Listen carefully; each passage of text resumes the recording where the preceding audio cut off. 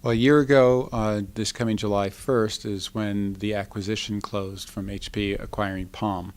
And in that period of time, a lot of work had gone on behind the scenes to merge the engineering teams together and really focus on building WebOS products. So there was kind of a down period while all that was taking place. And now we're happy to say we're coming out of that. And our first offering will be the HP Touchpad. It'll start shipping here in Canada on the 15th of July. Developers, first of all, when we talk to them, they look at two things with regards to a platform.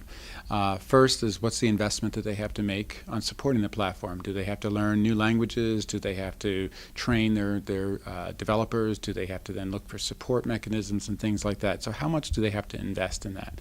Second thing they look for is what's the opportunity? They have a great product. How big is the market for them to sell it? So the first part, on the investment side, we've done a lot with WebOS to make it as familiar. It's built on open standards with Linux core and JavaScript, so that if you know the web, you know WebOS. So that has done really well at communicating to the developer community that the investment that they would have to make to support this platform is actually quite low. But the big challenge has been the opportunity, right? And like you said, it's been kind of quiet for a while, so what's the opportunity? Well, when HP gets behind something, we get behind something in a big way. And that's exactly what's going on here. On February 9th, when we announced the tablet, it was also announced that we would be putting WebOS on other HP products, like our notebook computers and our printers. And to put it in perspective, HP ships a notebook computer, ships 2 of them every second. That's a lot of computers going out the door. So all of a sudden, we're going to have a very large footprint of WebOS devices out there. So since that announcement has happened, we've had a substantial growth in our developer community, and we've had a lot of activity. We'll ship this tablet in a few weeks with over 300 touchpad-ready apps for the device, and there's hundreds more in development and thousands more beyond that. So the biggest rival really is just the opportunity that's out there. We're at the start of a market. The market's very much in the infancy. It's going to get many, many years, lots of customer opportunities out there.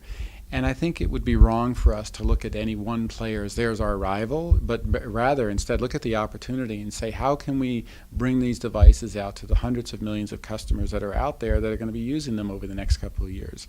That, to me, is the biggest challenge that we have, and that's the one that we focus on a daily basis. I think we want to be the next HP in that space because we're so big in the enterprise space, first of all. But yes, we do have a really unique advantage there. Hundreds of thousands and millions of products that we ship into those spaces on a daily basis is really something that nobody else can do to the scale that we do it. So certainly that gives us a great opportunity. But with over 600,000 resale outlets around the world, we know that we can have a very prominent place in the consumer space as well. Right alongside our printers, our notebook computers, and our other products that we make is our mobile devices now with WebOS. We have an extremely large campaign that's starting to kick off in a few weeks.